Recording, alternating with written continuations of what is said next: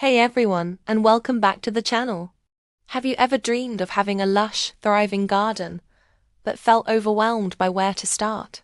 Maybe you've tried before, and things just didn't work out.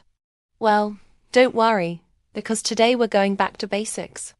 We're going to dig into the 5 essential fundamentals of gardening that will set you up for success. By the end of this video, you'll have the foundational knowledge you need to turn that dream garden into a reality. Ready to get your hands dirty? Let's grow. First things first, let's talk about the very foundation of your garden, the soil. You might think dirt is just dirt, but understanding your specific soil type is a total game changer. Generally, there are 3 main types you'll encounter.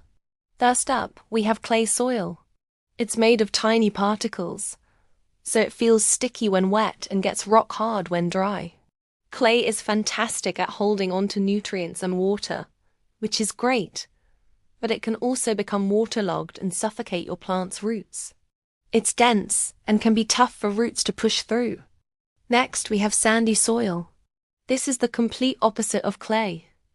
It's made of large, coarse particles. Water drains through it super quickly, which means it doesn't hold on to moisture or nutrients very well. It's light and easy to work with, but you'll find yourself watering and fertilizing a lot more often. And finally, the holy grail of garden soils, loam. Loam is the perfect mix of sand, silt, and clay. It holds moisture, but still drains well. It's rich in nutrients, and it has a wonderful, crumbly texture that's easy for roots to grow in. This is what we're all aiming for. So how do you figure out what you have? It's easy. Let's do a simple jar test. Just grab a clear jar with a lid. Fill it about halfway with soil from your garden, and then top it up with water, leaving a little space at the top. Now, screw the lid on tight and shake it like crazy for a minute or 2. Once everything is mixed up, set it on a flat surface and let it settle. After a couple of hours, you'll see distinct layers forming. The bottom layer will be the heaviest particles, which is your sand. The middle layer will be silt, and the top layer will be the finest particles, the clay. The proportions of these layers will give you a great idea of what kind of soil you'll be working with. This simple test is your first step to becoming a soil expert.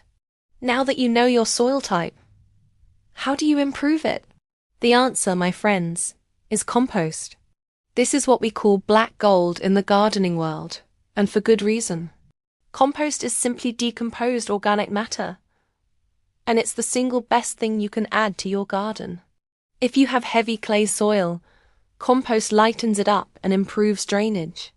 If you have sandy soil, compost helps it retain moisture and nutrients. It's the ultimate soil conditioner. And the best part, you can make it for free right in your backyard. All you need is a compost bin, or even just a pile. To make great compost, you need a balance of 2 things: greens and browns. Greens are your nitrogen-rich materials.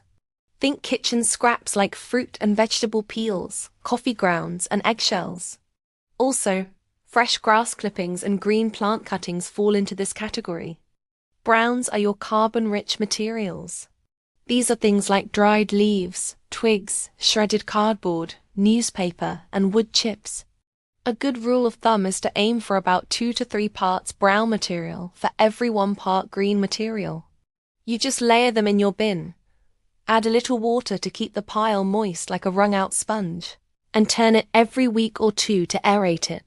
Over time, microorganisms will work their magic and break everything down into beautiful, dark, earthy-smelling compost. But what shouldn't you compost? Avoid adding any meat, fish, dairy products, or oily foods. These can attract pests and create nasty odors. Also, steer clear of pet waste and diseased plants, as they can introduce harmful pathogens into your finished compost. Start your compost pile today, and your garden will thank you for it in a few months. All right, our soil is amended with beautiful compost. What's next? It's time to talk about mulch. Mulching is one of the simplest and most effective things you can do for your garden's health. So, what is it? Mulch is just a layer of material that you spread over the surface of your soil. Its benefits are huge. First and foremost, mulch is incredible at retaining moisture. It acts like a protective blanket, shielding your soil from the sun and wind, which dramatically reduces evaporation. This means you'll have to water less often, saving you time, effort, and water. Especially in hot, dry climates, mulching is non-negotiable. Second, mulch is a fantastic weed suppressor. A good, thick layer of mulch, about 2 to 4 inches deep, blocks sunlight from reaching the soil surface. This prevents weed seeds from germinating. And for any stubborn weeds that do manage to pop through, they're usually much easier to pull out because the soil underneath is soft and moist. Finally, as organic mulches break down over time, they add valuable nutrients and organic matter back into the soil, further improving its structure and fertility. It's like a slow-release fertilizer that feeds your soil continuously. So what can you use as mulch? There are many options. Organic mulches are very popular. These include things like wood chips, bark, shredded leaves, straw, or even grass clippings. They look natural and, as I mentioned, they improve the soil as they decompose. Inorganic mulches, like gravel or pebbles, can also be used, especially in decorative beds. They last longer but don't offer the soil-improving benefits. When you apply mulch, make sure to leave a little space right around the base of your plants to prevent rot and allow for air circulation. We've covered soil, compost, and mulch. Now let's get to the lifeblood of your garden: water. Proper irrigation is crucial, but it's often where new gardeners make mistakes.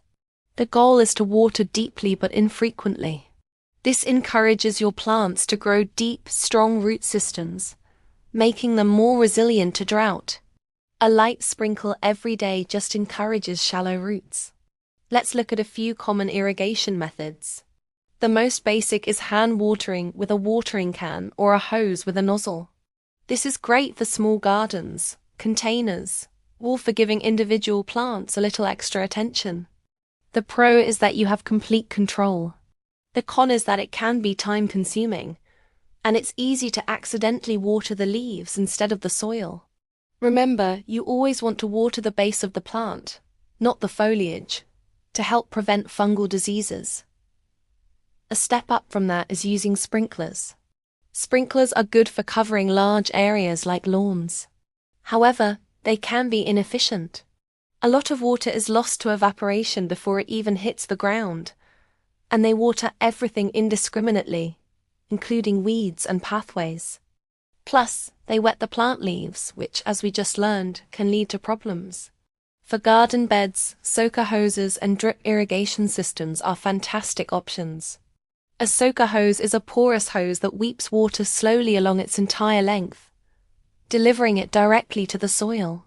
Drip irrigation is even more precise. It uses a network of tubes with small emitters placed at the base of each plant. These systems are incredibly efficient because they deliver water directly to the root zone, with almost no waste from evaporation. They save water, save time, and are one of the best ways to keep your plants consistently and properly hydrated. Setting them up might take a little effort initially, but the long-term benefits are well worth it. The best way to know when to water is to simply check the soil. Stick your finger in about 2 inches deep. If it feels dry, it's time to water. If it's moist, you can wait. Your plants will be much happier for it.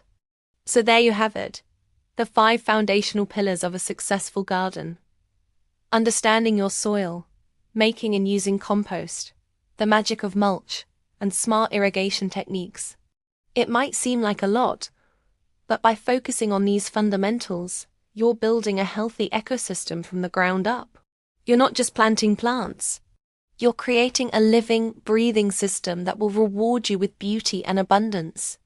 Don't be afraid to experiment and see what works best in your specific space. Gardening is a journey of learning and discovery. Start small, maybe with just a few pots or a small raised bed. Master these basics and you'll build the confidence to tackle bigger and more exciting projects. You've got this. Thanks so much for watching today. I hope you feel inspired and empowered to get out there and start your own garden. If you found this video helpful, please give it a thumbs up and consider subscribing for more gardening tips and tricks. Happy gardening, and I'll see you in the next video.